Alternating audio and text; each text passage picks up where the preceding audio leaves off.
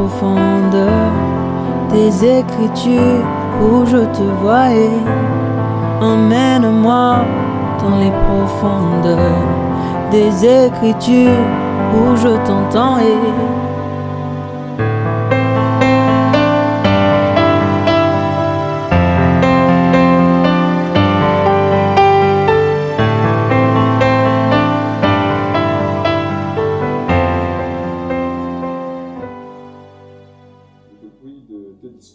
On va prier et on va commencer.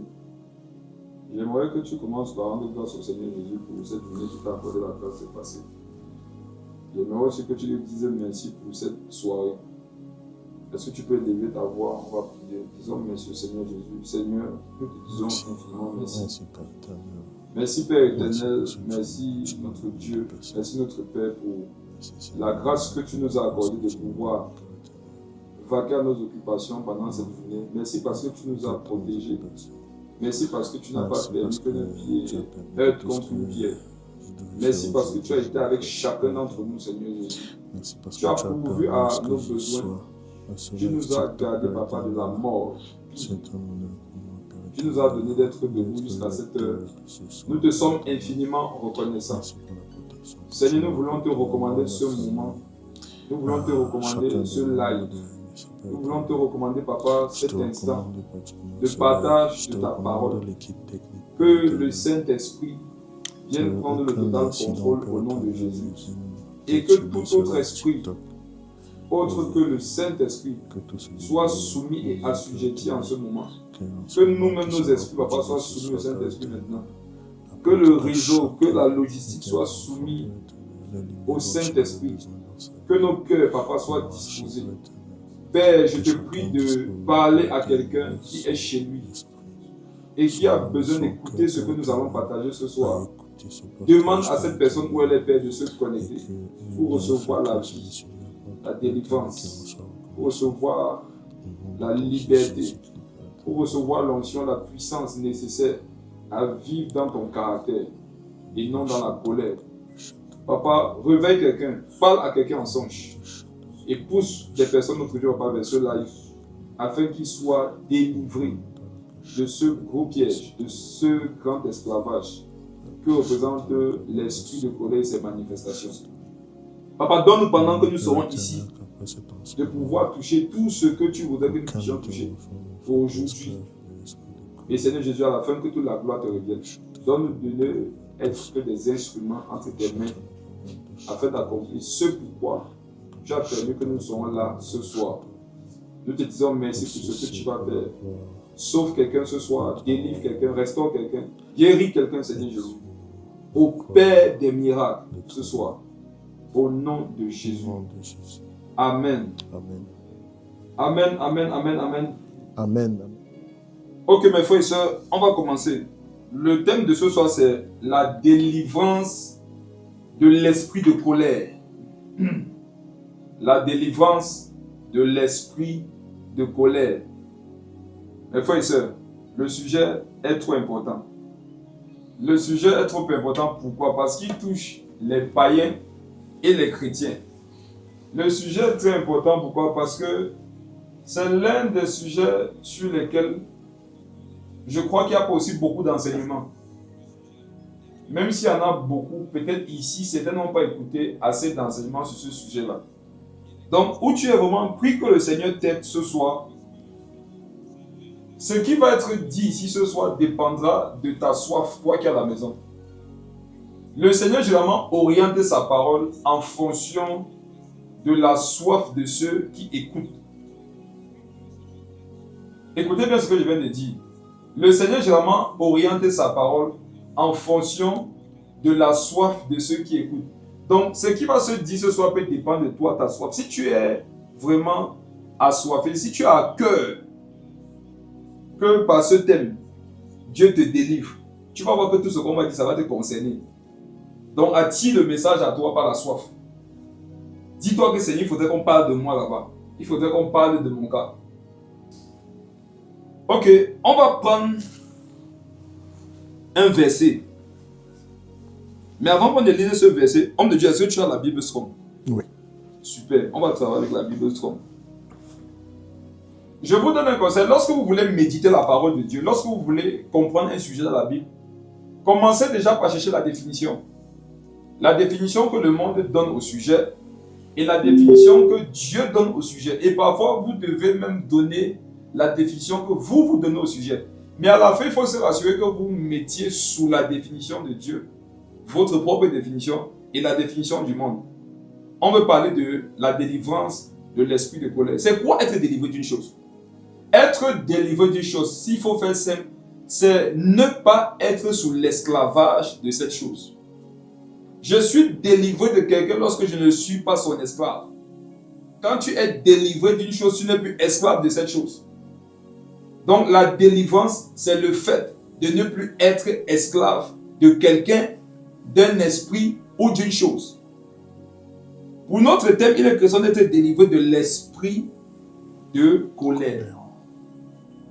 Le thème, ce n'est pas la délivrance de la colère. C'est la délivrance de l'esprit de colère. Vous allez comprendre pourquoi on a dit l'esprit de colère, mais pas la colère devant. Maintenant, c'est quoi la colère? Quand j'ai un peu regardé, j'ai trouvé une bonne définition quand je cherchais. On dit que c'est une réaction vive et parfois violente contre ce qui blesse un sentiment. La colère, c'est une réaction vive et parfois violente contre ce qui blesse un sentiment. Avant qu'on ne prenne le premier passage, je voudrais vous faire comprendre que tout le monde peut ressentir la colère, même Dieu. Même Dieu se met en colère. Et la première chose justement que je vais vous montrer ce soir, c'est qu'il y a deux formes majeures de colère. La colère de Dieu et la colère des hommes. Je n'ai pas mis Satan étant parce que ce n'est pas notre ami. Je n'ai pas mis les démons étant parce qu'ils ne sont pas nos camarades. Peut-être une prochaine session, on va parler de la colère qui les concerne. Mais pour ce soir, on va parler de Dieu et de nous-mêmes. La Bible dit que il faut souvent regarder la poutre qui est dans son propre œil. Il faut laisser la paille qui est dans l'œil du voisin. Aujourd'hui, on va accepter que Satan, c'est la paille qui est dans son œil. On va le négliger un peu. On va se concentrer sur nous-mêmes. On va se concentrer sur Dieu. Exode, le chapitre 32.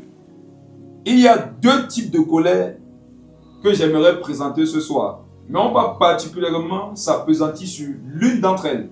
L'une d'entre les deux. Regardons un passage dans Exode 32 qui nous montre que même Dieu a la colère. Verset 10. Exode 32, verset 10. Exode 32, verset 10. Maintenant, laisse-moi, ma colère va s'enflammer contre eux, et je les consumerai. Mais je ferai de toi une grande nation. Amen. Amen. C'est Dieu qui parle ici. Et il dit maintenant, laisse-moi ma colère. Il dit ma colère.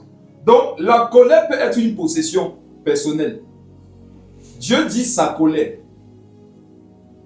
Mes frères et sœurs, soyez très attentifs. Si tu m'écoutes, tu vas être délivré. Vous savez, pendant qu'on partage de tels messages qui touchent le caractère, vous allez sentir une oppression de distraction autour de vous. Soyez concentrés. Je sais de quoi il parle. On peut parler de certains sujets, Satan va te laisser tranquille parce qu'il sait que ce n'est pas sanitaire. Mais les sujets qui touchent à ton caractère, à ta vie, tu vas sentir une paresse, une lourdeur, une distraction. Sois concentré. Dieu ici parle de sa colère. Maintenant, laisse-moi ma colère. La colère de Dieu, ce n'est pas notre colère. Regardons maintenant quelque chose. Si Dieu a sa colère, ça veut dire qu'on a aussi notre colère. Prenons Jacques. Jacques, le chapitre 1. Jacques, chapitre 1. Jacques, le chapitre 1. Dans Exode 12, verset 10, Dieu parle de sa colère à lui. Maintenant, on va voir dans Jacques 1, à partir du verset 19, quelque chose. Jacques 1, le verset 19. Jacques 1, verset 19. Sachez-le, mes frères bien-aimés, ainsi que tout homme soit prompt à écouter, lent à parler, lent à se mettre en colère. Verset 20. Car la colère de l'homme n'accomplit pas la justice de Dieu. On peut reprendre le verset 20. car la colère de l'homme n'accomplit pas la justice de Dieu. Exode 32 tout à l'heure a parlé de la colère de Dieu. Dieu a dit ma colère. Maintenant ici, Jacques 1, le verset 20 dit que car la colère de l'homme.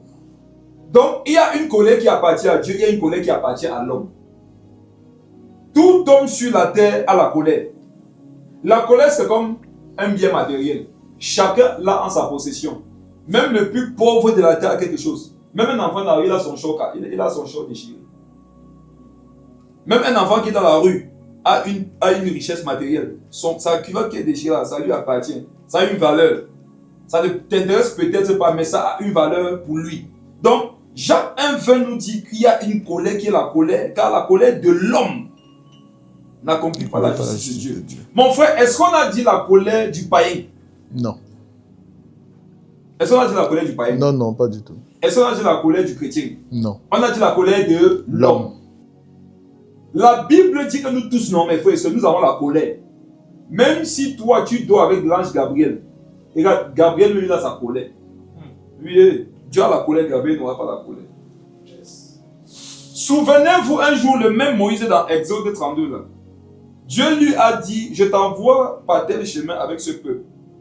Vous êtes un peu léger dans le péché. Faites attention, l'ange que vous allez trouver là-bas, il ne pardonne pas les péchés. Il peut vous frapper si vous comportez comme ça. Ça veut dire qu'il peut exercer sa colère. Hérode un jour est en train d'haranguer la foule. Et le peuple a crié parole d'un Dieu et non d'un homme. Il a laissé faire, il a accepté cette loi. La Bible qui est un ange, il a frappé. Généralement, quand on est en colère, on agit. Donc, Dieu a sa colère. Les anges ont leur colère. Les hommes, chrétiens ou pas, ont leur colère. Sur la terre, après, nous tous, nous avons la colère. Ce n'est pas ça le problème. Et je vous prouve qu'avoir la colère, ce n'est pas le problème. On va prendre un verset. On va revenir sur Jacques, le chapitre 1. Éphésiens, le chapitre 4. Ce n'est pas un problème d'avoir la colère. On va voir après ce qui est un problème avec cette affaire. Éphésiens 4, le verset 26. Ici, on va commencer à décortiquer les Écritures. Éphésiens 4, verset 26. Si vous vous mettez en colère. Attends. Si vous vous mettez en colère. Nous sommes en train de lire le livre d'Éphésiens. Le livre d'Éphésiens, c'est une épître pour adresser aux chrétiens. Et Paul dit aux chrétiens que si vous vous mettez en colère, donc les chrétiens peuvent se mettre en colère. J'ouvre une parenthèse. Il y a beaucoup, on vous fait culpabiliser. Les gens te font du n'importe quoi au boulot et quand je te mets en colère, tu dis que hey, même les chrétiens se fâchent. Et toi, ça te casse. Tu ne pêches pas lorsque tu te mets en colère. On va avancer doucement, doucement. Je sais qu'il y en a, on vous trouble avec ça. Que waouh, donc même les chrétiens se mettent en colère. Et toi, tu te mets à culpabiliser. Tu te dis que tu as été un mauvais témoignage. Tu te dis que tu n'as pas montré le bon exemple. Et il y en a aussi, vous faites comme si vous ne fâchez jamais. Vous êtes les plus dangereux de la terre. Je vais arriver sur vous. Les gens qui ont tout calme comme Rachel. Les gens dont tu n'as jamais vu le visage froissé, ils disent vous êtes plus dangereux que nous. Je vais arriver sur vous. La Bible dit, si vous vous mettez en colère, ça veut dire que tu peux te mettre en colère. Toi qui es où tu es là, je te dis que tu peux te mettre en colère. Et c'est une bonne chose sur la terre de savoir ce qu'on peut faire, ce qu'on ne peut pas faire. Quelqu'un qui sait qu'il peut se mettre en colère va tout faire pour généralement être dans les conditions pour ne pas être en colère. Mais celui qui pense qu'il ne peut pas se mettre en colère, il va s'exposer et un jour lui-même il sera surpris de ce qui va sortir de lui. Vous savez qui sont ceux qui trompent leurs femmes? Ce sont ceux qui pensent qu'ils ne peuvent pas tromper leurs femmes. Vous savez qui sont ceux qui mentent? Ce sont ceux qui ne pensent pas pouvoir mentir encore. Qui sont ceux généralement qui sont encore dans certains péchés? Ce sont des gens qui croient qu'ils ne peuvent plus se retrouver dans ces péchés. Mais quand tu sais que tu peux te retrouver dans une affaire, tu vas prendre les dispositions. Mais quand tu ne penses pas que tu peux encore te retrouver dans la chose, tu vas te laisser aller. Sans protection, sans discipline, sans règlement. Donc Paul, quand il dit ici, si vous vous mettez en colère, c'est une façon de dire que les frères, vous pouvez encore vous mettre en colère. Donc, veillez, faites attention. Si vous vous mettez en colère, la suite dit quoi? Si vous vous mettez en colère, ne péchez point. Ne faites pas quoi? Ne péchez point. Est-ce que se mettre en colère, c'est un péché? Non. Parle fort de micro qui comprend. Non, non, ce n'est pas un péché. Ce n'est pas un péché. Donc, le fait d'être en colère, c'est une chose. Le fait de pécher sous la colère, c'est une autre chose. Si vous vous mettez en colère, ne péchez point. Voilà la preuve que avoir la colère, ce n'est pas un problème. Ce n'est pas encore ça le problème. La Bible nous dit, Jésus même, le Seigneur nous disait un jour que celui qui regarde une femme, il ne pêche pas. Quel frère ici va me dire que quand il marche avant, il ne voit pas les femmes? Tu vois les femmes. Si quand tu marches dans la rue, tu vois ton chemin, je sais alors que tu vois aussi les femmes. Parce que pour marcher sur son chemin, il faut voir le chemin. Or, tu ne peux pas voir le chemin sans voir les hommes qui, comme toi, marchent sur le chemin. Nous voyons les femmes, les sœurs même. Quand vous marchez dehors, vous voyez les hommes. Chrétiens ou pas, c'est pas ça mon frère. Regarde, tu les vois. Ce n'est pas un problème.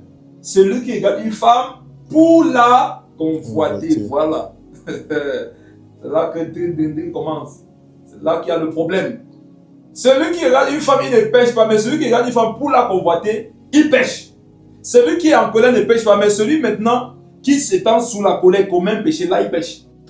Que le soleil ne se couche pas sur votre colère. Que le soleil ne se couche pas sur votre colère. Bon, allons maintenant dans les profondeurs. Amen. Amen. Amen. Si vous nous écoutez un peu, vous savez que nous ne sommes pas d'ici à lire la Bible. On lit comme ça, on passe. Non, on doit creuser. Parce que dedans, il y a des choses. Tu es dans l'astronomie. Ok. La Bible dit, si vous vous mettez en colère. Mes frères et sœurs, la parole de Dieu, la Bible, n'a pas été écrite en français. Dans le Nouveau Testament, par exemple, si tu fais cet exercice, je te conseille de faire cet exercice non seulement pour ce sujet, mais pour tout sujet de la Bible que tu étudierais. Lorsque tu étudies un thème dans la parole, ne crois pas que tous les versets où interviennent le mot ou le thème ont forcément la même définition et la même connotation. En français, le même mot, c'est colère, mais l'esprit derrière, l'explication derrière, la connotation derrière, la pensée de Dieu derrière n'est pas toujours la même. Donc, ce qu'on va faire, c'est qu'on va aller dans ces mots-là et on va comprendre la pensée de Dieu. Si vous vous mettez en colère, clique là-bas, s'il te plaît, sur colère. Nous sommes dans Éphésiens, le chapitre 4, au verset 26. Si vous vous mettez en colère, si tu as la Bible son à la maison, ouvre le texte avec nous. Maintenant, si tu n'as pas la Bible son, je t'invite à télécharger cet outil puissant de méditation. Bible Strong. Vas-y mon frère. Colère. Orgizo. Orgizo. Ça vient de? Vient de orgizo. Ok. Mes frères et sœurs, dans Éphésiens 4 ici, au verset 26, la Bible dit que si vous vous mettez en colère, colère là on nous dit que ça veut dire quoi? Irrité. Soulevé. Non, le mot d'abord en grec c'est orgizo. Orgizo. Oui. Maintenant, va sur généralement traduit. Généralement traduit par se mettre en colère, être irrité. Être irrité. Être irrité, c'est pas un péché. Mais frère, soyez connectés avec moi. Hein. Si vous vous mettez en colère, ne péchez point. Ça veut dire que si vous vous mettez en orgizo, ne péchez point. Donc, être sous orgizo n'est pas un péché. Maintenant, orgizo, c'est quoi? C'est être irrité. Mes frères et sœurs, c'est humain d'être irrité. Moi, il y a des choses que je n'aime pas. Même si tu dors avec Dieu, il y a des choses que tu n'aimes pas. Tant que tu es un humain, il y a des choses que tu n'aimeras pas. Et c'est relatif. Il y a des choses que chacun n'aime pas. Il y a des choses que toi tu n'aimes pas, mais moi ça ne me dit rien. Il y a aussi des choses que moi je n'aime pas, mais toi ça te dit rien. Chacun de nous a son orgizo. Donc, mes frères, si je suis irrité, si je suis en colère, je dois faire attention à ce qui va se passer par la suite au niveau de mes pensées, de mes paroles et de mes actions. Vérité. Parce que c'est ça qui peut devenir le péché. Vérité. Sauf que quand Dieu te demande de ne pas pécher, il ne veut pas savoir ce qui t'a mis en colère. Vérité. Beaucoup ici, vous avez souvent des actions conduites par la colère qui sont des péchés. Et vous voulez expliquer pourquoi vous avez agi de la sorte. Tu vois ce que toi tu expliques là pour justifier ce que tu as fait sous la colère. Dieu n'en parle même pas. Tout Tout ce que Dieu dit, c'est que si tu es en colère, ne pêche pas. Mon frère, est-ce que tu as vu là-bas, Jésus a voulu savoir ce qui nous a mis en colère? Non, non. Ce n'est pas son problème. Oh, malheureusement, c'est toujours là-bas que toi tu es. Pourquoi tu as fait ci sous la colère? C'est que l'autre a fait que, c'est que il a fait comme ça, elle a fait comme ça, il me devait, il m'a énervé, il m'a dit tel. Moi, vraiment, tu peux m'insulter, mais n'insultez pas ma mère. Quand il a insulté ma mère, c'est là que j'ai dit non, il veut seulement te téter. Tu vois toutes tes explications là, non? Tu es dans le péché. Dieu t'a dit que si tu es en colère, donc tout ce qui peut te mettre en colère sur la terre là, ne te donne pas le droit de pécher contre Dieu. Parce que tu vas pécher parce que quelqu'un t'a mis en colère, mais tu oublies que quand tu pêches, tu ne pêches pas d'abord contre l'homme. Tu ne pêches pas d'abord contre toi-même. Tu pêches d'abord contre Dieu. Tu pêches d'abord contre ton Dieu qui t'a donné l'ordre de ne pas agir sous l'effet de la colère. Donc, l'une des premières résolutions que tu dois prendre ce soir, c'est de décider de ne plus justifier les actions qui ont suivi ta colère par l'action de l'autre. Ne justifie plus les actions de la colère par lesquelles tu t'es laissé aller par le comportement ou par la parole de l'autre. Parce que dans cette histoire, il n'y a pas d'abord question de toi et de ton prochain. Il est d'abord question de toi et de ton Dieu. Et vous qui considérez Dieu, considérez son commandement. Parce que si tu ne considères pas Dieu, tu vas considérer le comportement de ton prochain. Et tant que tu es sur la terre, je pouvais t'avertir en même temps, tant que tu es sur la terre, on va te mettre en colère. On va t'irriter. Si tu veux un monde où on ne va pas t'irriter, on ne va pas te mettre en colère, sors du monde. Et le moyen de sortir de ce monde, c'est quoi? C'est par la monde. Maintenant, tu vas te suicider, tu parles en fait. Donc tu es obligé de rester sur la terre là et de faire ce que Dieu te demande de faire. Même si les gens te mettent en colère.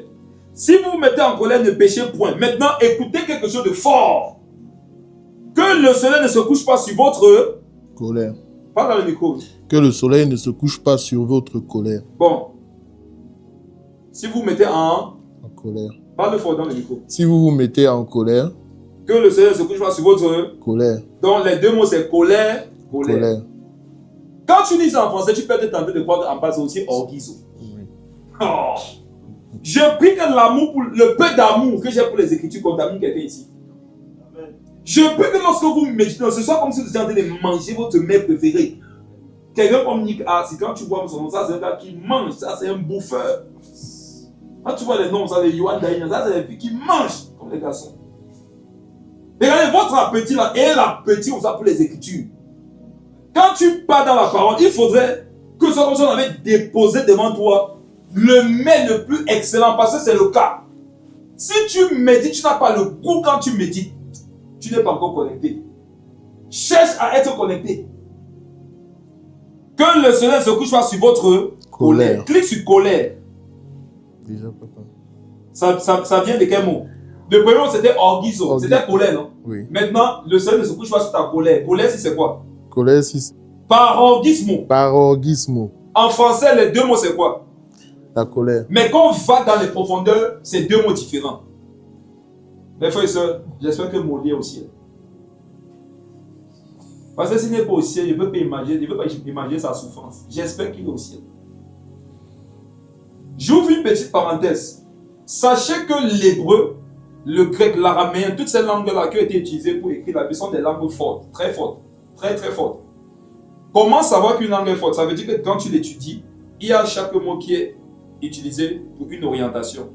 Mais le français, malheureusement, est parmi les langues les plus faibles. Comment savoir qu'une langue est faible? Une parole peut vouloir dire 1000 choses. C'est pour ça qu'en français, c'est facile de mentir en français. C'est pour ça que vous avez remarqué le pays duquel vient cette langue-là. C'est un peu bizarre. Il n'y a pas de boiter quelqu'un. Je suis au Cameroun. Je ne suis pas chez les gens. Mes frères et sœurs, maintenant, quand il faut quitter d'une langue forte pour une langue faible, généralement, on va perdre beaucoup.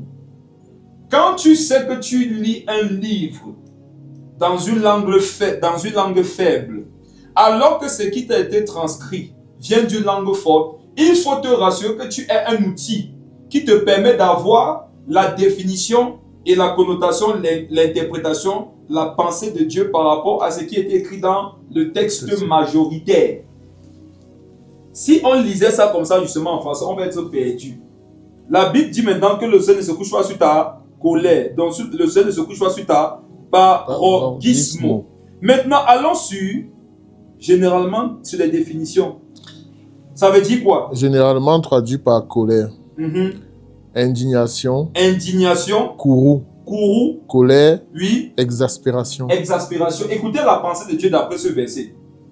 La Bible ici veut nous dire que lorsqu'on t'irrite, ne va pas dormir avec un sentiment d'indignation par rapport à celui qui t'a offensé. C'est profond maintenant, non? Ouais. Voilà la pensée de Dieu par rapport au verset. Quand quelqu'un t'a irrité, quand quelqu'un t'a mis en colère, ne laisse pas le soleil se coucher avec un sentiment d'exaspération par rapport à lui. Ne laisse pas le soleil se coucher avec du courroux dans ton cœur. Regardez comment notre Dieu est bon. Le Seigneur sait même que lorsqu'on te met en colère, tu peux être indigné. Tu peux être exaspéré. Mais il te dit, regarde, règle ça avant le soleil ne se couche. Maintenant, je vous donne la pensée de Dieu derrière l'expression avant que le soleil ne se couche. Je me demande comment certaines personnes s'y font pour vivre sans méditer la parole. Le Seigneur dit, si tu te mets en colère, orgizo, si tu t'irrites, si on te met en colère, ne pas dormir, ne laisse pas le soleil se coucher sur parogisme, sur l'indignation, la colère, les aspirations. Mon frère, Jésus dit que si on nous provoque, si on nous met en colère, ne partons pas dormir, que le soleil ne se couche pas dessus. Qu'est-ce que ça veut dire? Ce passage est adressé à tous les hommes. N'est-ce pas que les hommes sont de partout sur la terre? Vérité. Amen, amen, amen. Amen. Les hommes sont de partout sur la terre. Donc, c'est aux hommes qui sont partout sur la terre avec le décalage horaire que Dieu demande de ne pas aller se coucher dans la colère. Il ne faut pas que le soleil se couche sur ta colère. Mes frères, pendant qu'il est 22 au Cameroun, il est 21 dans un autre pays, 20 ailleurs, ainsi de suite. Or, la parole de Dieu n'est pas pour un pays, la parole de Dieu est pour le monde. Quand Dieu dit que le soleil ne se couche pas sur ta colère, c'est pour dire qu'à l'instant où tu sais qu'il y a des sentiments d'indignation, tu dois le gérer. Parce que le soleil qui se couche, ce n'est pas quelque chose de physique, c'est quelque chose de spirituel. Il y en a, si on les énerve à 12 heures, qu'est-ce qu'ils vont faire? Il va se dire que j'ai 6 heures de temps. Il va se dire que j'ai 6 heures de temps pour gérer ses sentiments. Parce que le soleil se couche vers 18 heures. C'est pas ce que Dieu dit. Le soleil dont Christ parle ici, c'est un esprit. C'est un commandement, c'est Christ lui-même. Jésus-Christ est le soleil levant. Jésus n'a pas besoin d'attendre 18 heures pour se coucher. Jésus se couche lorsqu'il y a la désobéissance. Quand Dieu te dit que le soleil ne se couche pas sur ta colère, si une façon te dit que mon fils, quand je te révèle qu'il y a la colère dans ton cœur, règle ça à l'instant parce que je peux me coucher. Jésus n'a pas l'heure pour se coucher. C'est fort. Le soleil Christ peut se coucher à 12 heures. Yes. Il peut se réveiller à 20 heures. C'est une manifestation de sa volonté en ce qui concerne les gens qui sont sous la colère. Il y en a, on les a souvent irrités à 6 heures. Il se dit, Dieu a dit dans sa parole que le soleil ne se couche pas sur ma colère. Comme il est 6 heures, je vais avoir ton macabo jusqu'à 18 heures. Et la personne pense qu'elle est libre de vivre comme elle veut, de penser comme elle veut, de réagir comme elle veut. Et lorsqu'elle voit il y a 17 heures arriver, elle commence à dire, wow, le temps de l'esprit arrive. Il faut qu'elle commence à faire attention. À partir de 17 heures, il commence à vivre sur son cœur pour pardonner, pour rechercher la paix, pour aller prier. Mais frères et sœurs, c'est une ignorance animalière. Ça veut dire qu'un humain ne doit pas être ignorant à ce niveau. Si c'est dans ton cas, Jésus t'a délivré ce soir. Amen. Amen. Que le soleil ne se couche pas sur ta colère. Notre soleil, c'est Christ. Jésus-Christ, c'est notre soleil. Quand le Seigneur te fait comprendre que ma fille, regarde, tu es en colère, j'ai ça. C'est une façon de te dire que obéis-moi rapidement de peur que la lumière que je suis sur ta vie ne s'éteigne. Délivre-toi rapidement de cette situation de peur que le sel, la saveur que je suis en toi ne perde son goût.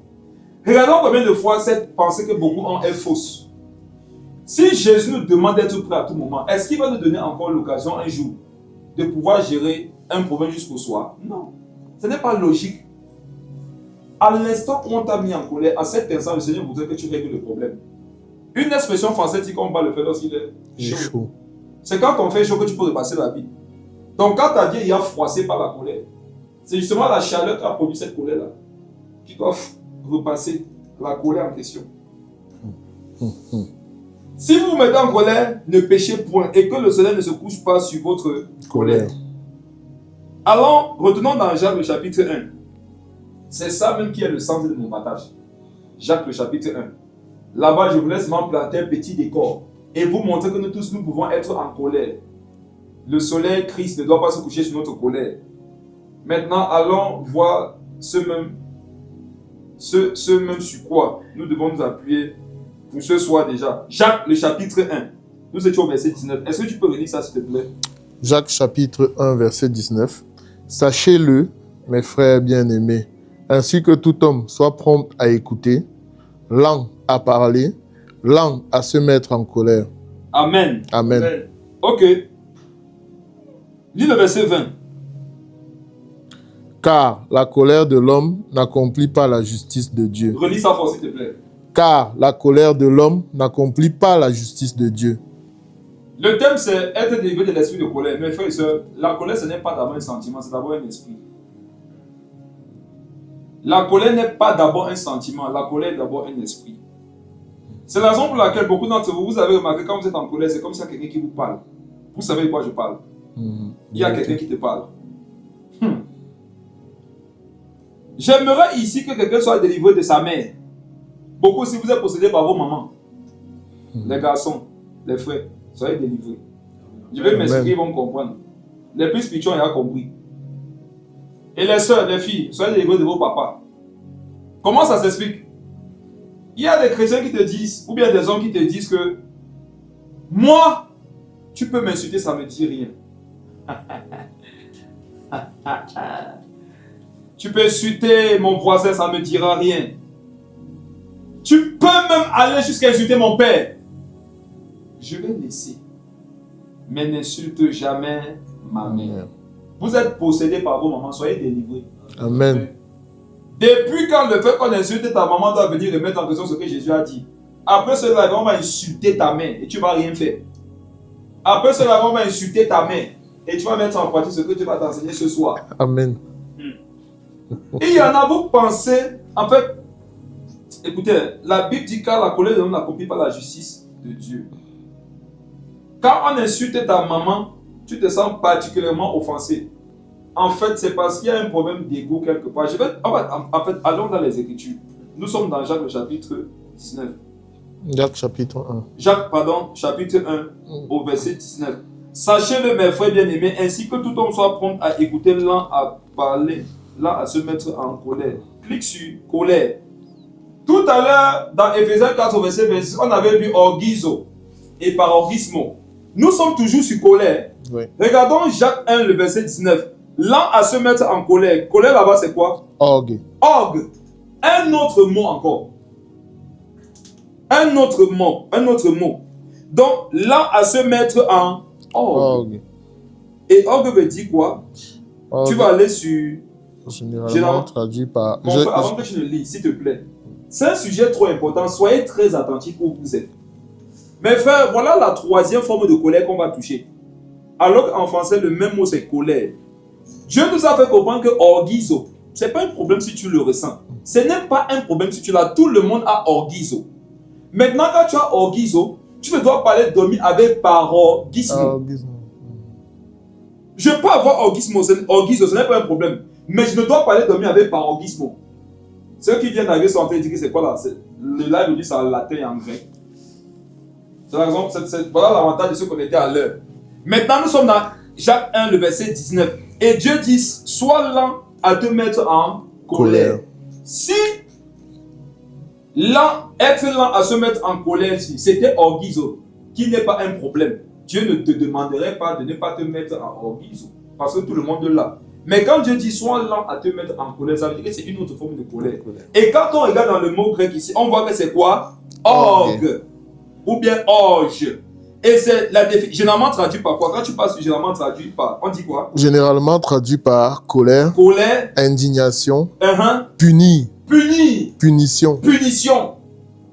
Mais frère, soyez concentrés, on va aller quelque part maintenant. Punition. Donc Dieu dit, sachez-le mes frères bien-aimés, ainsi que tout homme soit prompt à écouter, lent à parler, lent à se mettre en punition. Lorsque vous agissez sur la colère, vous vous punissez vous-même et vous punissez les autres. Vérité. Si vous avez remarqué mes frères, c'est lorsque vous êtes en colère contre quelqu'un, ce que vous avez comme sentiment, c'est une punition vis-à-vis de la personne. Et Dieu te dit, sois lent pour arriver là-bas. Il dit lent, non? Oui. Ça veut dire que on peut mesurer la vitesse qui nous sépare de la volonté de punir quelqu'un. En fait, quand la colère manifeste ses œuvres en toi pour que tu agisses mal, tu peux sentir la vitesse. Il y a les jours, ça vient vite, tu sens que oh, je vais faire quelque chose.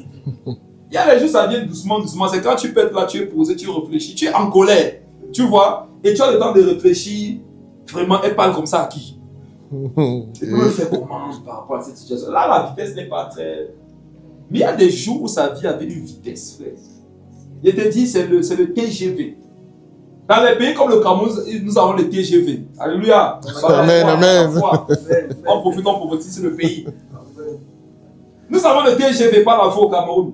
C'est les trains à grande vitesse. Parfois, la colère vient comme ça.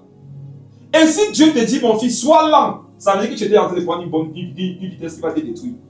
Si Dieu dit, sois lent, ça veut dire que tu étais rapide. Maintenant, j'aime trop notre Dieu.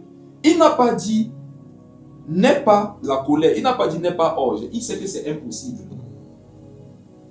Relis, lent, la fin là. La fin. Lent à se mettre en colère. Si c'est Dieu qui parle, n'est-ce pas, normalement, il devrait seulement dire que n'aie pas la colère. Oui. Mais Dieu est Dieu. Il est sage. Dieu sait que c'est impossible que tu n'aies pas la colère. Maintenant, il te dit, sois lent La colère. à te mettre en orgue, en colère. Donc, sois lent à aller vers la volonté de punir. Mais frère, c'est pourquoi le Seigneur te demande d'être lent. Parce que quand tu es lent, ça lui donne le temps de travailler dans ton cœur. Je vous donne un conseil. Lorsque vous vous mettez en colère, regardez, donnez le temps à Dieu de travailler dans votre cœur. N'agissez pas vite. Yes. Quand quelqu'un te met en colère, tu sais ce que tu veux faire. Et tu peux le faire rapidement.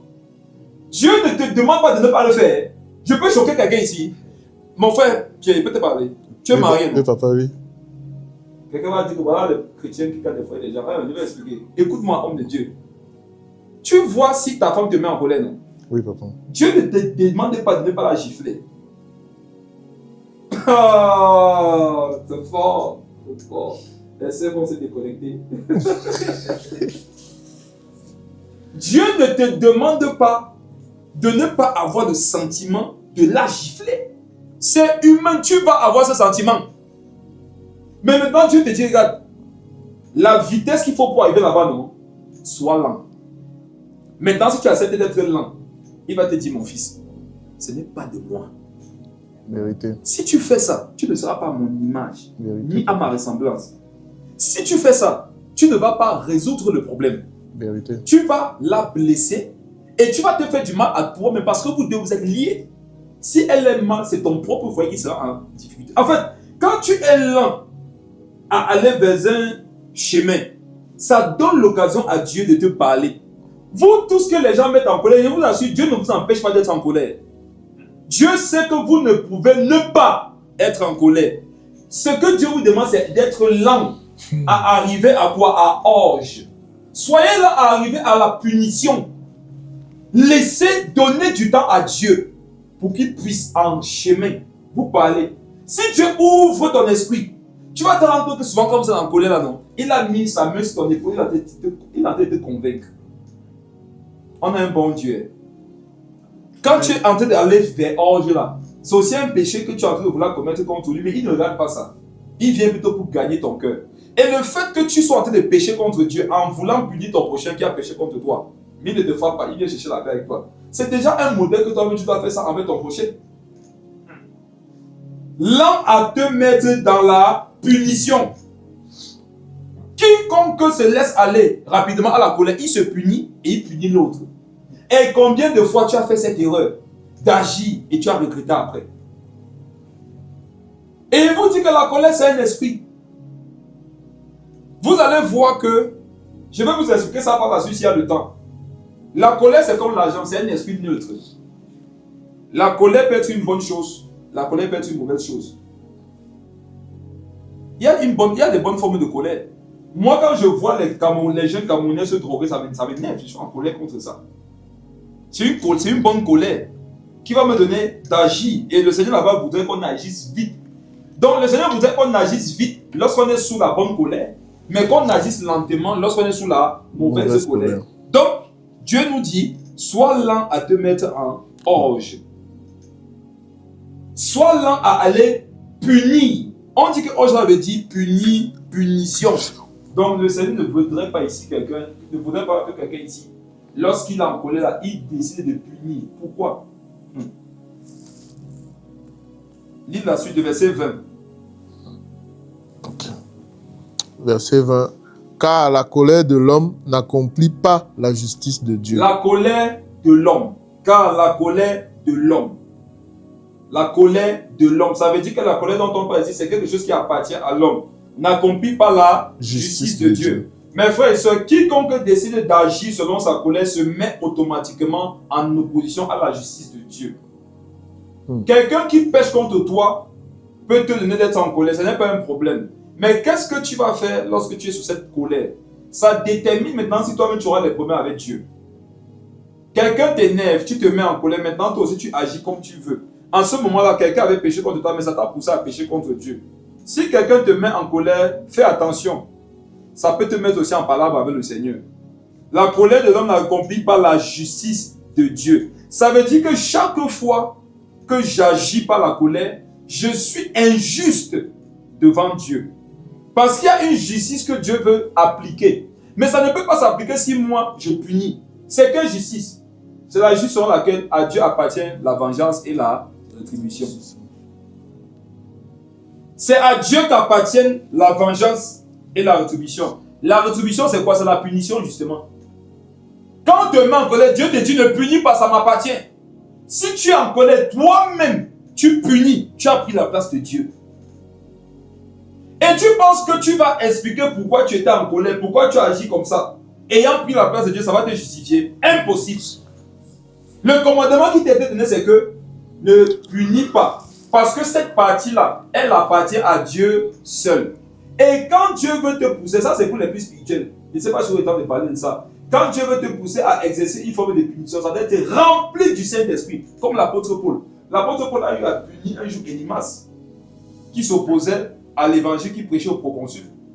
L'apôtre Paul a eu à punir le business des gens qui utilisaient une femme qui était animée de l'esprit de Python pour avoir de l'argent. La Bible dit qu'un jour, elle était derrière eux, comme une fois de plus, derrière Paul et Silas, et elle disait, ces hommes sont envoyés de Dieu, nous annoncent le royaume des cieux, écoutez-les. La Bible dit que Paul, irrité, s'est retourné, donc il a été en colère. Et cette colère était conduite par le Saint-Esprit. Il a chassé un démon, il a cassé le business des faux pasteurs. Maintenant, regarde, toi quand tu es en colère, tu veux casser que ta femme. Pendant que Paul chassait les démons, toi avec la colère, tu veux chasser ta femme. Ta femme c'est Python. Si ta femme c'est Python, toi tu es l'anaconda. De toute façon, on se marie par espèce. Après le mariage, ne viens pas nous faire croire que tu as épousé le serpent. Il y a des gens qui disaient que ma femme c'est une vipère. C'est que toi tu es l'anaconda. Parce que l'homme c'est le chef. Si elle est une vipère, tu es le boa. Donc elle avale seulement les rats. Toi tu avales les caïmans, les chèvres. Quiconque se laisse aller par la colère prend la place de Dieu et personne ne peut toucher la place de Dieu sans conséquence. Sachez dorénavant que lorsque les gens vous mettent en colère, ils sont en train de vous tenter afin que vous partiez vous mettre dans les problèmes contre le Seigneur. Quelqu'un pêche contre toi, ça te met en colère, mon frère, laisse-la à Dieu. Laisse Dieu agir. Et c'est ça sa justice. Et je vous assure, quand c'est Dieu qui venge, non? Quand c'est Dieu qui punit, vous-même qui voulez vous punir en premier, vous avez encore pitié de la personne de laquelle vous voulez, dans la vie de laquelle vous voulez exercer un jugement. Sachez-le, mes frères bien-aimés, ainsi que tout homme soit prompt à écouter. Mon frère, revenons au verset 19. Sachez-le, mes frères bien-aimés, ainsi que tout homme soit prompt à écouter, lent à parler, lent à se mettre en colère. Mes frères, avant qu'on arrive aux solutions, je préfère déjà vous présenter celles qui sont présentes dans ce verset. La Bible, ici, dans Jacques 1 au verset 19, n'a pas que demandé de ne pas se mettre en colère. Ça n'a pas que demandé d'être lent, autant pour moi, à se mettre en colère. Il y a autre chose qui ont été dites avant. C'est quoi? Soyez prompt à quoi? Soyez prompt à écouter. Et quoi? Et à parler. Et être lent à se mettre en colère. Mes frères et sœurs, écoutez-moi. Sois connectés, sois connectés. Regarde. La Bible nous demande d'être lent à se mettre en colère, mais avant, Dieu nous a donné 2 commandements. Le premier, c'est être prompt à écouter. Et lent à parler. Écoutez-moi bien, mes frères et sœurs. Quiconque veut traiter le problème de la colère dans sa vie doit travailler l'écoute. Amen. Quiconque veut travailler le problème de la colère dans sa vie doit travailler la langue.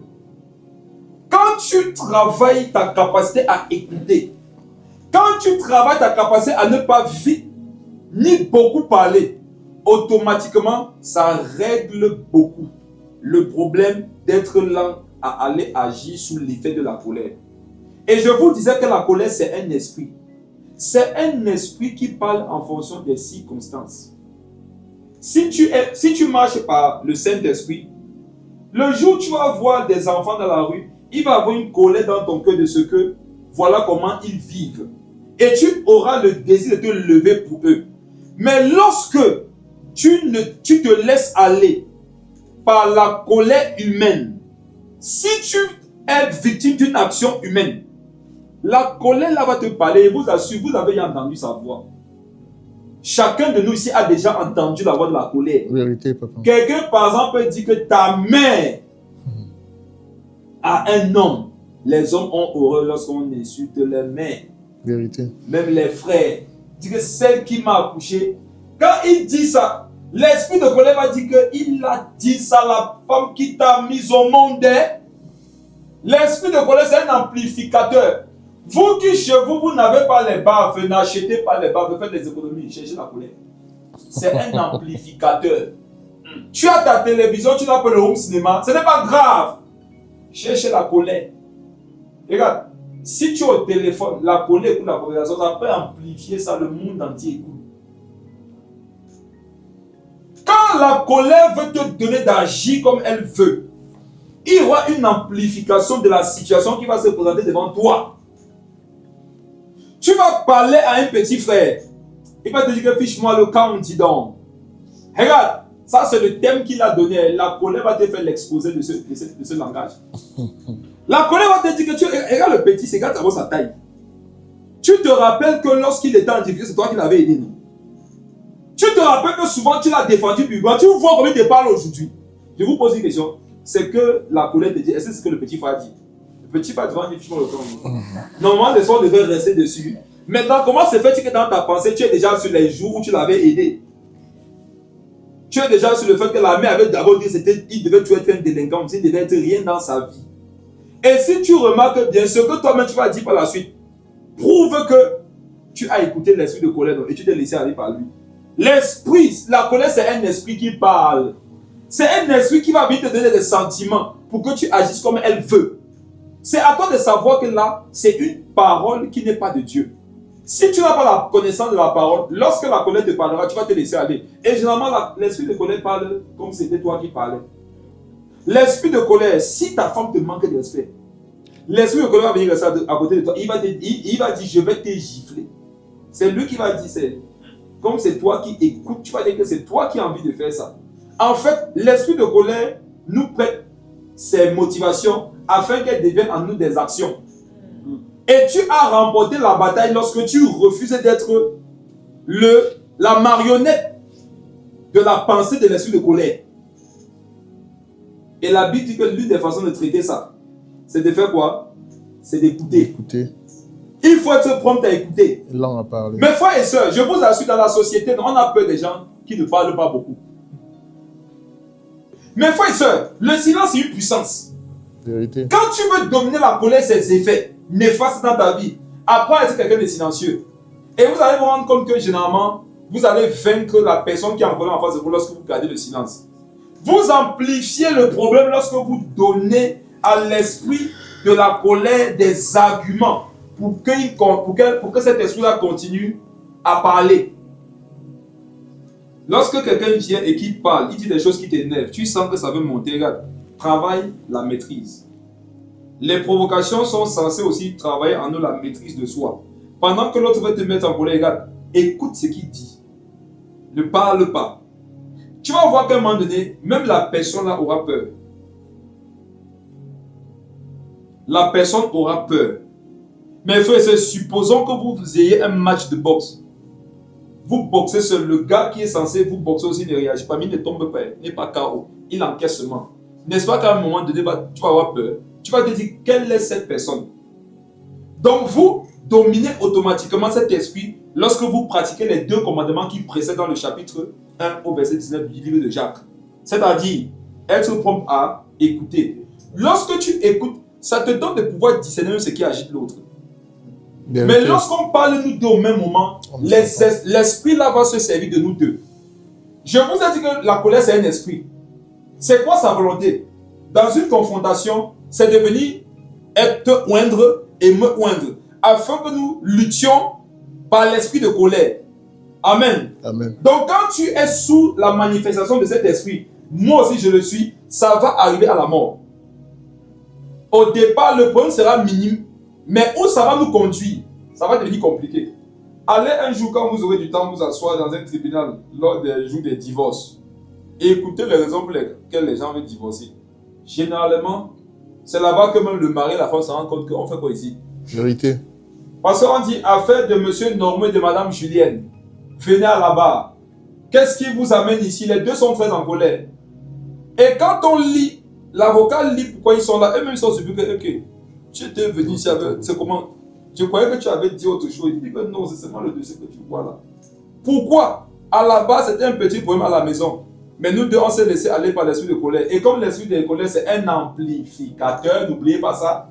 Il a pris une petite action, un petit péché. Il a pris un petit mauvais comportement. Il a pris un petit déraisonnement. Et il a donné à ça tellement de poids en te donnant le don d'interprétation pour cette chose-là. Et vous vous êtes laissé aller. Et n'est-ce pas que quand Dieu part à l'échelle numéro 2, toi tu vas aller à l'échelle numéro 3. N'est-ce pas que quand sous l'effet de la colère, tu pars à l'échelle numéro 3, moi je vais aller à l'échelle numéro 4. N'est-ce pas que quand je vais au niveau 4, tu vas aller au niveau 5. Et on va se retrouver comme chacun de nous a joué les pions. On va tout mettre les escaliers. Et on va arriver au sommet. Mais au départ, ça partait de quoi? Ça partait d'un petit problème qu'on pouvait résoudre. La volonté de Dieu, c'est que aucune des parties ne soit sous l'esprit de colère. Maintenant, le livre de Jacques, le chapitre 1, a été écrit à des personnes qui sont déjà dans un cas où l'autre est dans la mauvaise posture. Amen. Amen. Quand la Bible dit sois lent à parler, ça veut dire que l'autre est en train de parler. Amen. Amen. Quand la Bible dit que sois prompt à écouter, ça veut dire qu'il y a déjà l'autre qui parle. Dieu ne peut pas te demander d'écouter quelqu'un alors que la personne n'est pas en train de parler. Dans le contexte de Jacques 1, pour chacun d'entre nous, enfants de Dieu, c'est que lorsqu'il y a un problème, sois celui qui va prendre le temps d'écouter. Parfois, quand tu écoutes, tu comprends d'où vient le problème de l'autre. Amen. Amen. Et parfois, tu vas te rendre compte qu'il y aura une compassion qui va venir dans ton cœur. Parce que la personne se trompe à tous les niveaux. La personne n'est pas sur une bonne orientation, sur une bonne échelle, sur une bonne fondation. Parfois, tu vas te rendre compte que pendant que la personne s'en déparle, tu vas discerner que ça même, ce sont des blessures que la personne vit. Si tu es spirituel, ça t'est déjà arrivé un jour. Quelqu'un se comporte très mal envers toi, mais pendant que la personne te parle mal, le Seigneur te dit, ça sont les blessures d'enfance qui parlent. Et tu dis à la personne, tu as été blessé en enfance, la personne s'écroule, la personne commence à pleurer. Donc tu vois que par la promptitude à écouter, la lenteur à parler, Dieu a augmenté en toi les dons spirituels. Amen. Amen. Lorsque l'autre se comporte mal envers moi, veut me pousser à la colère, mais moi je refuse. Et je décide d'appliquer ce principe. Automatiquement, je grandis dans les dons de l'esprit. Amen. Je grandis dans les capacités spirituelles. Tu ne peux jamais faire ce que Dieu te demande de faire dans une situation et Dieu ne t'augmente pas spirituellement. C'est impossible. Quand tu prends la peine d'écouter l'autre, ce n'est plus l'autre que tu vas écouter, c'est Dieu. Amen. Écoutez-moi très bien, ça c'est un mystère. Amen. Lorsque dans un conflit, tu écoutes l'esprit de colère, il va prendre la parole de l'autre, il va l'amplifier. Mais quand l'autre parle, tu prends la peine de l'écouter. Parce que Dieu a donné ce commandement. À un moment donné, regarde, tu ne vas plus écouter la personne, tu vas écouter Dieu plutôt. Yes. Amen. C'est Dieu que tu vas... Regarde, au départ, tu vas écouter la personne. Mais à un moment donné, tu vas te rendre compte que c'est Dieu maintenant que tu écoutes. Au départ, tu es en train d'écouter la personne, tu te dis que tu n'es rien. Quand on parle de mari, tu es un mari. Si on dit au mari que venez vous mettre en rang, tu as envie de te mettre en rang. Tu as rationné combien à la maison aussi. Tu es un homme, tu es un homme. Regarde, quand tu ne parles pas, quand tu écoutes, Amen. Écoutez. Quand tu écoutes, même si c'est dur, même si c'est blessant, quand tu prends la peine d'écouter, quand tu es lent à parler, ça fait que tu ne donnes pas davantage les armes à l'esprit qui donne à l'autre de parler. Parce que quand l'autre parle, il y a beaucoup, la personne s'est mise sous la manifestation de l'esprit de colère. Donc quand moi je ne parle pas, je suis en train de ne pas lui donner des cartouches en plus. Je suis en train de ne pas lui donner les armes. Et en ce moment, comme je suis en train d'obéir à Dieu, ce que Dieu va faire, c'est qu'à un moment donné, il va me rendre sourd. Car qui est sourd comme son prophète? Qui est sourd comme son serviteur? À un moment donné, si tu es en train d'écouter, tu vas te rendre compte que tu ne vas plus écouter la personne. Le Saint-Esprit va commencer à te parler. Il va te dire, fils, aie pitié d'elle. Vérité. Aie pitié de lui. Ça, c'est la manifestation d'une souffrance. Elle souffre. Il a été rejeté. On ne l'a pas beaucoup aimé. C'est pour ça qu'il parle comme ça. Je t'assure, si dans ton cœur il y avait un sentiment de colère qui avait commencé, tu vas voir comment ça va se tasser. Et la miséricorde, la compassion vont prendre le dessus. Et ce que tu diras à la personne n'avait rien à voir avec ce que la personne pensait que tu pouvais avoir comme réplique. Et c'est ça, ne rendez pas le mal pour le mal. Quand Dieu dit ne rend pas le mal pour le mal, ça veut dire qu'on a la capacité de le faire. Vérité, papa. Mes frères et sœurs, tout le monde a la capacité de rendre le mal par le mal. Tout le monde a la capacité de se laisser aller agir par la colère. Mais mes frères, nous avons dépassé cette étape. Étant devenu enfant de Dieu, Amen. On est passé à un autre niveau. Écoute les autres. Et tu vas voir que quand la personne va finir, tu vas lui dire, par exemple, une phrase, regarde, la personne s'agit, non. Et tu vas par exemple lui dire, je te comprends. Je te demande pardon. Ça va aller. Et regarde, la personne aura honte. Il dit que la personne aura... Sera choqué. Vous savez quoi? Quand quelqu'un agit mal, il sait qu'il agit mal. Yes. Vous savez, vous n'avez pas besoin de convaincre les gens qu'ils agissent mal. Ils savent qu'ils agissent mal.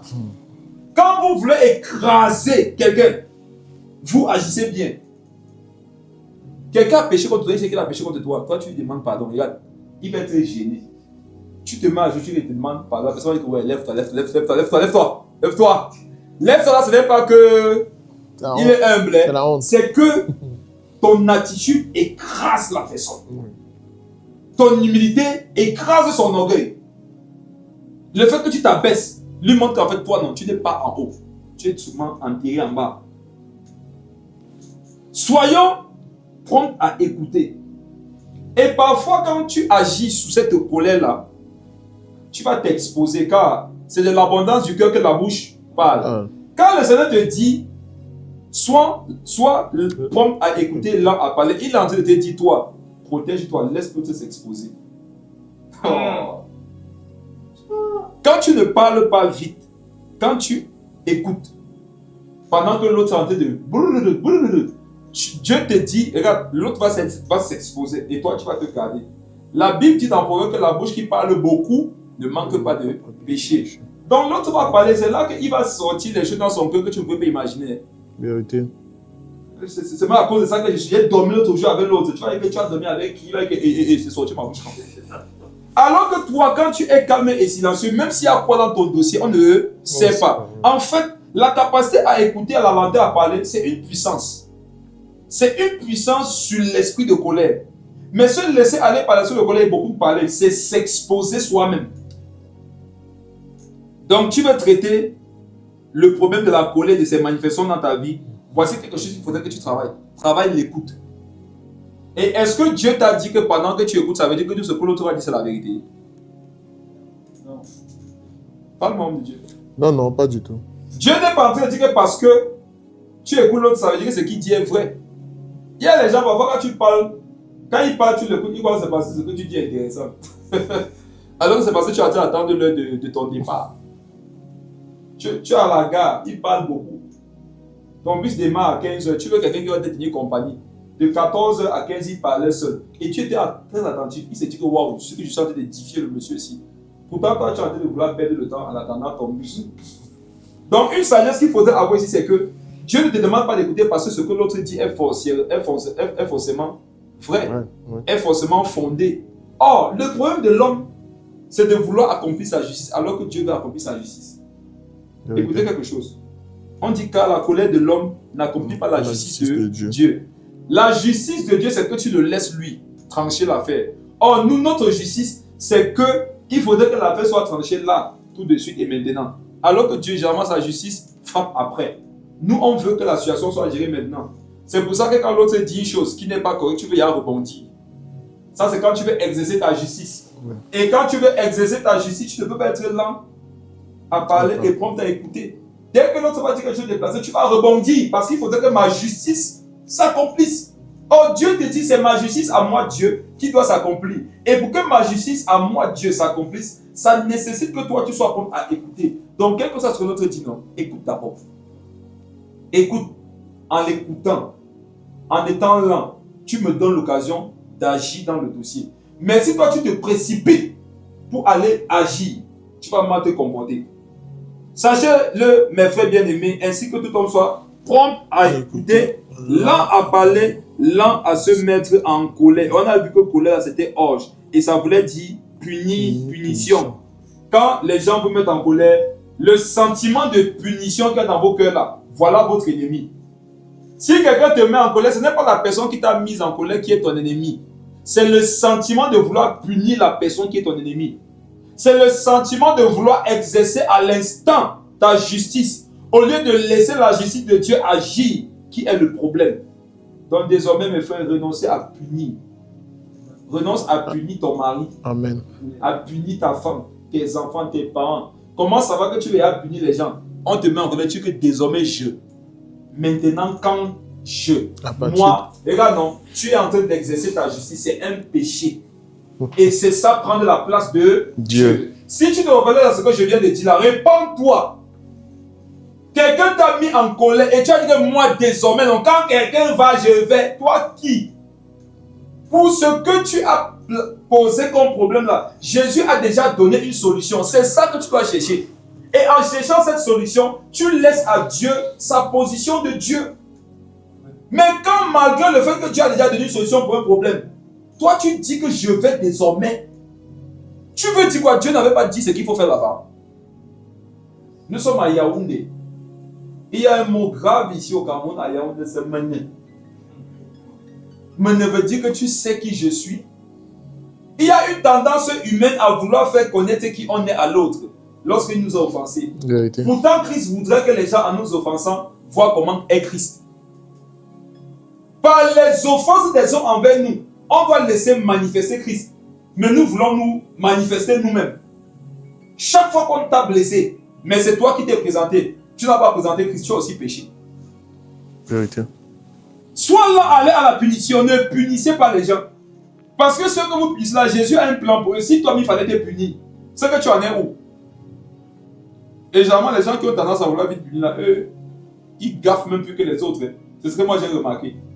Les gens qui ne supportent pas certains comportements sont souvent les maîtres, les champions dans le même comportement.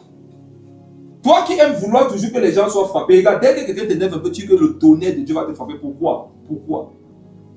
Il y en a ici, vous êtes des gens, vous manquez aussi de sagesse souvent.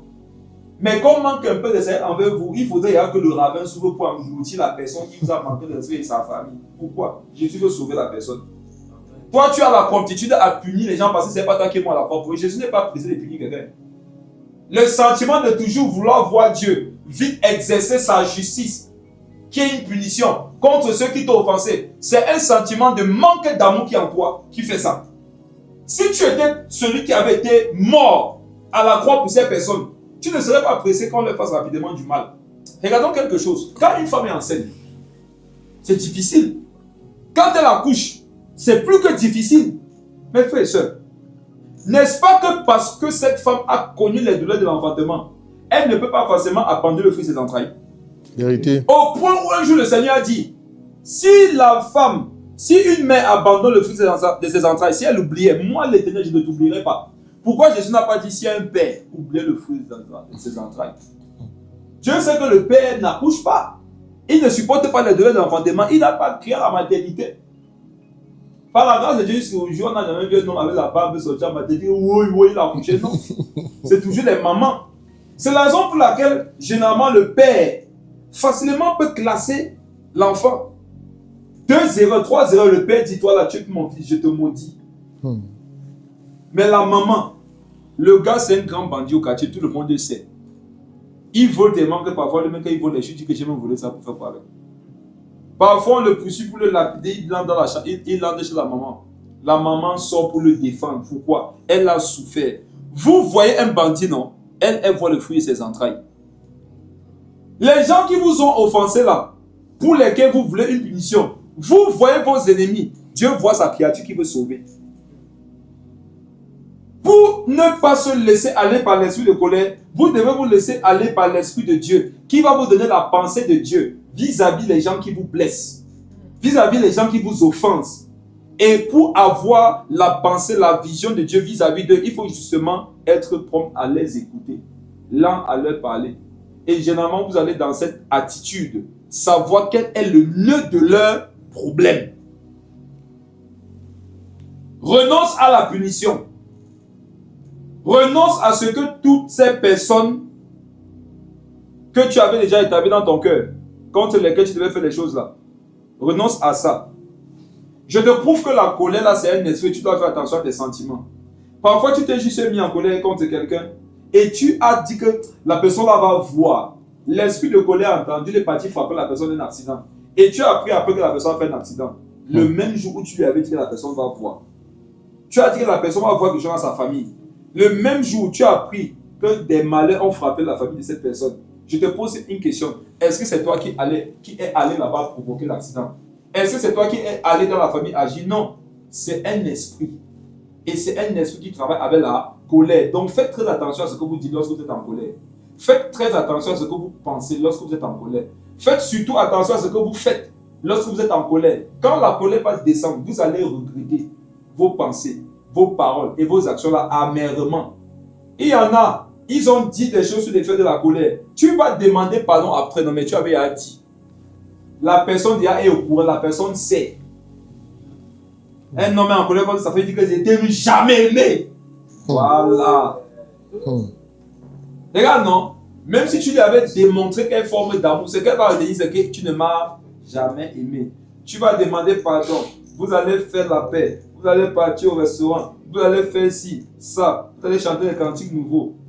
Un jour, quand il dit un jour, c'est 20 ans après. Il y aura une petite situation. Elle va te sortir que tu ne m'as d'abord jamais aimé. C'est là que tu vas voir que, hé, ma chérie, la fois que j'avais dit il y a 20 ans là.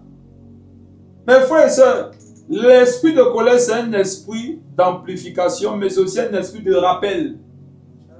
L'esprit de colère n'oublie pas. Quand tu lui donnes l'occasion d'agir dans ta vie, regarde, il va te sortir le CV de celui qui t'a offensé. Et moi, où j'ai su que c'est un esprit, non, c'est que parfois il te sort le CV des gens que tu ne connais même pas. Ça veut dire que tu ne connais pas la personne, mais tu commences à avoir des informations sur la personne. Vous voyez souvent des personnes s'insulter dans la rue. Il dit que vraiment une prostituée comme ça, tu sais comment faire les prostituées. Tu l'as vu en route. Vois-moi un escroc comme ça, il y a tout ce que tu vas dire là, qui t'a donné les informations là. Tu ne connais pas la personne. C'est pour rire. C'est une histoire qu'on m'a aussi racontée. L'histoire de 2 taximans au Cameroun. Malheureusement, au Cameroun, les taximans parlent très mal. Malheureusement, au Cameroun, les taximans sont très impolis. Donc, c'est 2 taximans qui sont en train de s'engueuler parce qu'il y a les 2 ont fait une manœuvre qui les a un peu mis en palabre. Et il y a l'un qui dit à l'autre avec les passagers. Les passagers ont dit que mais nous, on vient chercher quoi dans vos affaires. Regardez, est-ce que le premier taximan a pris la peine de venir voir comment sont les passagers de son adversaire? Non. Mais l'esprit de colère lui a dit que mon frère, je ne veux pas savoir. Ces passagers sont les acceptent ça comme ça par la foi. Le gars a dit que d'accord, avec les passagers qui tombent ici. La colère va te donner des informations que tu ne peux pas vérifier. Toi-même, quand on va te dire, c'est ce que tu as dit, tu ne vas pas croire que c'est ce que tu as dit. C'est la raison pour laquelle, mes frères, faites attention. Quand tu sens que ça veut monter là, tu sens souvent la vitesse à laquelle ça veut venir. Regarde, rappelle-toi du passage qui a dit sois lent, sois lent, sois lent. C'est-à-dire freine. Dans la voiture de ta vie, la plus grosse pédale doit être la pédale de frein. Quand tu sens que la colère veut te pousser à des actions, freine. Je parle à une femme ici, lorsque ton mari t'énerve, tu veux souvent faire tes affaires là. Il y a les femmes qui sont rapides, chacun est rapide dans un domaine. Il y a les femmes qui sont rapides pour faire leurs bagages. Ma soeur, à partir d'aujourd'hui, sois lent à faire tes bagages. Toi, tu dois pas être là à punir, non. Toi, tu dois être là à faire tes bagages. Il y a les autres qui sont lents, ils sont rapides à donner une. Il y a les autres qui sont rapides à appeler un deuxième dossier. Il y a les hommes, même les frères, qui sont rapides à appeler une amie d'avant. Non pas pour une relation, juste pour parler parce qu'il se sent mal. Pourquoi quand tu te sens mal, tu peux appeler qu'une païenne? Appelle une soeur, non? Appelle un frère, non? Déjà, on a bloqué les niveaux des frères de l'église. L'esprit de colère n'est pas qu'un esprit d'amplification de rappel, c'est un esprit de conseil.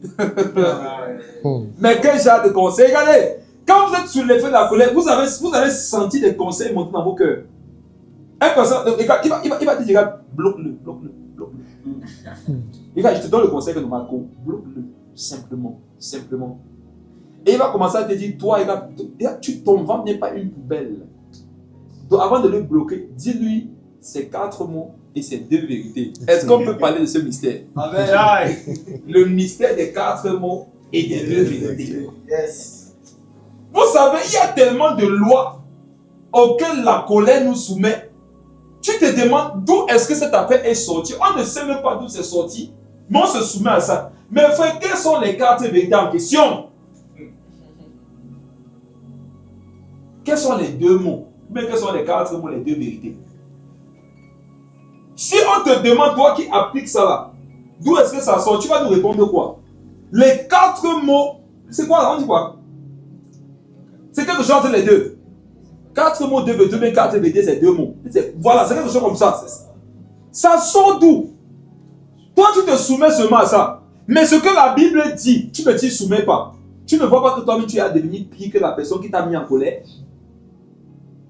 Il y en a, l'esprit de colère va te dire que ma peau, regarde, pour ta santé, non. Tout ce que tu as dans ton cœur, non. Ton cœur n'est pas un magasin. Ton ventre n'est pas une poubelle. Dis-lui, parle-lui franchement. Libère-toi. Déverse-toi. Et c'est comme ça que quand la bouche s'ouvre, ça dit des choses immondes. La Bible nous dit ici, soyez prompt à écouter, lent à parler. Si on dit que sois là, ben ça veut dire que tu as des choses à dire aussi. Oui. Vous avez dit que votre ventre n'est pas le magasin. Non. Dieu nous dit que notre ventre c'est un magasin. La Bible nous dit que notre ventre, non, c'est un magasin. Ce n'est pas tout ce qu'on pense qu'on dit. Ce n'est pas tout ce qu'on ressent qu'on exprime. Ce n'est pas tout ce qu'on a à l'intérieur de soi qu'on doit laisser sortir à l'extérieur. Oui. On vous a fait croire que votre cœur, ce n'est pas le magasin, ce n'est pas la caisse. Que vous devez casser ça, laisser ça sortir. Dieu nous dit ici qu'on peut avoir envie de dire des choses, mais on ne le dit pas. Et pendant que tu ne le dis pas, Dieu va te parler, il va t'apaiser. Et quand il t'aura apaisé, il va ôter ce que tu devais dire et qui devait détruire. Matthieu 11, 21 nous dit, venez à moi, vous tous qui êtes fatigués et chargés. Parfois tu es chargé et fatigué, tu peux faire des choses. Dieu te dit, ce n'est pas sur la personne qu'il faut te décharger, c'est sur moi. Quand vous vous laissez aller par la colère sur les gens, en fait, vous êtes en train de vous décharger sur les mauvaises personnes. Donc c'est normal que la personne réagisse mal parce que la personne n'est pas Jésus. Lorsque la colère te pousse à des pensées, des paroles, des actions, mais tu les diriges vers un homme, tu es en train de mal appliquer la parole. La Bible a demandé que tu te décharges sur Christ, pas sur ton prochain, pas sur ton ami, pas sur ton conjoint, pas sur tes enfants, pas sur tes parents. Maintenant, quand tu les mets à la position de Dieu, tu te décharges sur eux. Qu'est-ce qui te surprend maintenant quand ils n'ont pas la force de porter tout ce que tu leur dis? Qu'est-ce qui te surprend lorsqu'ils agissent mal? Tu leur as donné trop de poids, plus qu'ils n'en pouvaient porter. Il n'y a que Jésus à qui on peut tout donner comme poids, tout dire, il supporte. Nous, on est des hommes. Donc, la sagesse voudrait que tu filtres ce que tu dis, ce que tu fais, ce que tu penses. Et quel est le filtre par excellence? Ce sont les Écritures. Renoncez ce soir à vous punir et à punir les autres lorsque vous êtes en colère. Amen.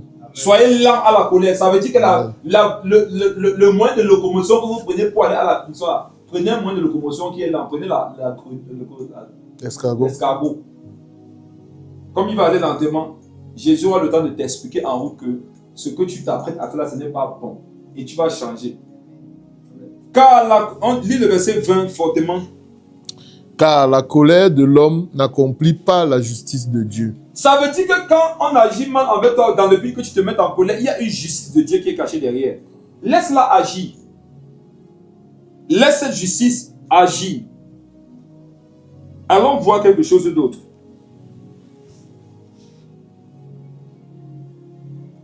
Voyons les origines de la colère. Je vais toucher une seule origine et on va arrêter pour aujourd'hui. Bon, on va arrêter l'enseignement. Si Dieu veut qu'on n'arrête pas autre chose, on va se laisser conduire. Amen. Éphésiens 2, le verset 3. Éphésiens 2, le verset 3. Mes frères et sœurs, voici la principale origine de la colère, de l'esprit de colère et ses manifestations. Éphésiens 2, le verset 3. Éphésiens 2, verset 3. Nous tous aussi, nous étions de leur nombre, et nous vivions autrefois selon les convoitises de notre chair, accomplissant les volontés de la chair et de nos pensées.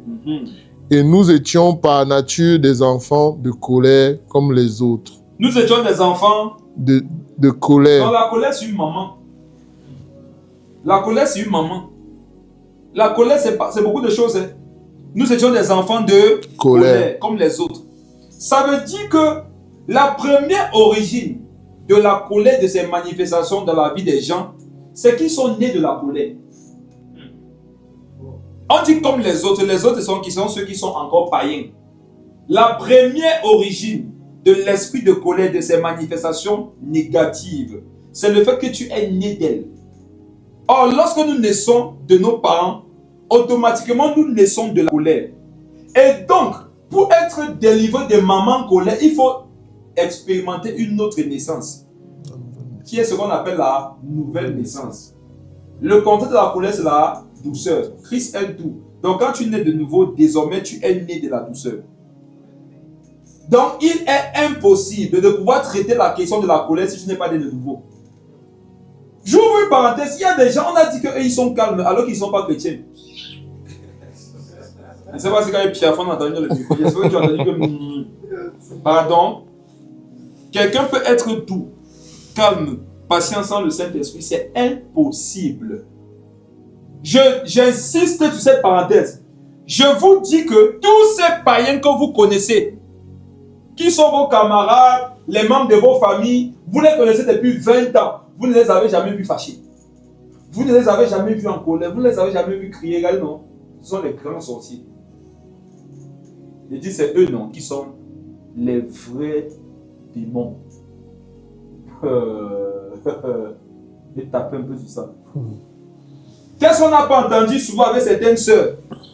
Oh papa, oh pasteur, oh apôtre, oh prophète, évangéliste, docteur. Oh toi qui nous conduis dans la vérité. Il y a un jeune homme là qui s'est intéressé à moi. Papa, si tu le rencontres, le monsieur là est doux. Il est patient. Il ne se fâche jamais. En fait, non. S'il n'a pas Jésus, ce que moi je te dis, c'est que tout ce que tu as expliqué là, ce sont juste des constituants de la bombe à retardement qu'il est. Vérité. Si tu connais quelqu'un qui n'a pas Jésus, mais il est patient, fuis-le. Oh. Il n'a pas Jésus. Il ne se fâche jamais. Puis, c'est un dangereux. En fait, non. Le juif va se fâcher. Le juif va se mettre en colère. Tu ne seras pas là pour constater pourquoi, parce qu'il devra finir avec toi le même jour. Vérité. Il est impossible d'avoir la douceur, la patience sans Jésus. Donc, ce que vous dites que certains païens ont là, ce n'est pas la patience. Ce n'est pas la douceur. Ce n'est pas la tempérance. Ce n'est pas ça. Ces trois choses que je viens de citer sont les fruits du Saint-Esprit. Quelqu'un qui n'a pas le Saint-Esprit ne peut pas les manifester. Ce que lui, il manifeste là alors qu'il n'a pas Christ. Il te dit que c'est juste que la bombe à retardement qui n'est pas encore arrivée à la fin du temps. Demande à Dieu d'ouvrir tes yeux. Tu vas voir qu'il y a un nombre de temps là. Quand ça va arriver à 0, 0, ça va exploser. Boum. On dit ici qu'il y a, nous étions, le début du verset dit nous étions, nous, regardons, écoutez le début. Le début du verset dit quoi? Nous tous. Nous tous aussi. Nous tous. Nous tous. Ça veut dire qu'à la naissance, nous tous, frères et sœurs, tout le monde entier, à la naissance, non, naît de la colère. Quand tu nais de tes parents, tu nais dans le péché. Or, manifester les effets de la colère, c'est un péché. Donc le fait d'être tous nés par un père, par une mère, ayant hérité du péché d'Adam et d'Ève, ça fait que nous sommes tous nés de la colère. Personne ici, depuis le début, n'est pas né de la colère. Nous tous, nous sommes nés de la colère. Donc c'est ça la véritable et la première source. La première source de la colère que tu manifestes, c'est le fait que tu n'es pas encore né de nouveau. Quiconque n'est pas né de nouveau a une mère qu'on appelle la colère. Vérité. C'est la parole de Dieu qui le dit. Nous sommes dans Éphésiens 2, le verset 3. Nous tous aussi, nous étions par nature des enfants de colère.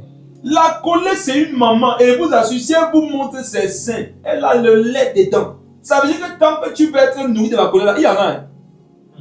Je vous assure, mes frères et sœurs, si vous voulez vous laisser aller par la colère, il y aura toujours un niveau supérieur. Vous n'allez jamais finir de gagner la colère à moins que vous ne preniez la ferme décision de naître de nouveau. La colère sur maman. Il dit, priez pour voir ces scènes dans la vision. Il dit que le lolo de la colère, c'est comme ça, là, le lait qu'il y a dedans. Tout que tête, fâche-toi. Il y en a ici. Ils savent de quoi ils parlent. Leurs femmes ne sont pas encore nées de nouveau. Leur maman, c'est la colère. Regarde, elle se fâche pour tout. Tu lui dis que tu l'aimes, elle se fâche. Pourquoi tu m'as dit que tu m'aimes comme ça? En disant ça, tu ne peux pas dire ça en anglais. Quand tu lui fais à manger, tu peux bien mettre ça sur le lit. Tu mets ça. Et regarde, il y a des gens comme ça, qui connaissent quelqu'un comme ça. La personne, tous les nerfs. C'est parce que peut-être elle n'est pas ou il n'est pas né de nouveau. Nous étions tous enfants de colère, comme les autres. Donc, si je ne veux plus être un enfant de Satan, un enfant de la colère, je dois devenir un enfant de Dieu. Parce que dans le monde, la colère c'est une mère. Mais en Christ, la douceur c'est aussi une mère. Quiconque naît de nouveau automatiquement se fait enfant de la douceur en Christ. Je ne sais pas si on est ensemble. Relis le verset, frère. Éphésiens 2, le verset 3. Éphésiens 2, verset 3. La première origine de la manifestation de la colère de son esprit. Nous tous aussi, nous étions de leur nombre et nous vivions autrefois selon les convoitises de notre chair, accomplissant les volontés de la chair et de nos pensées. Et nous étions par nature des enfants de colère comme les autres. Quand on dit par nature, ça veut dire quoi? Ça veut dire que tu es comme un animal. On te nerve, tu te fâches. On te chouchoute, tu es fier. Donc en fait, ta vie n'est pas régie par le Saint-Esprit. Ta vie est régie par l'atmosphère où tu te trouves. Quiconque a remarqué que son caractère est relatif à l'atmosphère dans laquelle il se trouve, c'est un enfant charnel. Ton comportement ne doit pas être déterminé par ce qui se passe autour de toi, par ce que les gens te font. Ton comportement doit être régi par les Écritures et par la parole de Dieu, pas par la nature. Ce qui est naturel, c'est ce qui est humain. Et Dieu ne voudrait pas que nous marchions par ce qui est humain. C'est humain de se laisser aller par la colère, mais Dieu ne voudrait pas qu'on marche comme ça. Ceux qui marchent par nature, par la colère, sont ceux qui ne sont pas encore nés de nouveau. Maintenant, il se pose ici une problématique. Est-ce à dire que ceux qui sont nés de nouveau ne subissent pas certains effets de la colère? Ne sont-ils pas souvent acteurs de la colère? Ici, c'est maintenant là qu'on est dans les vraies choses. Mais ça, c'est pour jeudi prochain. Amen. Ça, c'est pour jeudi prochain. Je sais qu'il y a plein d'enfants qui sont connectés pour dire que moi, là, ils veulent savoir si je suis converti, ils veulent savoir quel est mon problème. Mais regarde, jeudi, sûrement dans ce qu'on a vu aujourd'hui, tu as eu des réponses. Tu as vu quelques clés. Jeudi, c'est spécial les enfants de Dieu, eux et la colère. Il y en a ici, elle sait qu'elle est de nouveau, mais elle ne comprend pas comment elle et la colère, ça fait tout bon ménage. Le frère cite de tout son cœur, donc quand il se lève le matin, il va être tout. Mais il ne sait pas ce qui se passe, son cœur va être tout, mais sa main allume les gens. Son cœur déteste, sa tête les gens, il ne sait plus. C'est comme s'il est deux en un, il est à dépasser. Il y a des frères et sœurs, si vous êtes déjà choqués, vous ne vous comprenez plus que finalement mon problème, c'est quoi? Je sais que je ne dois plus agir comme ça. Je sais que je ne dois plus parler. Vous savez, qu'est-ce qui m'arrive? Jeudi prochain à 21h. Amen. Jeudi prochain à 21h.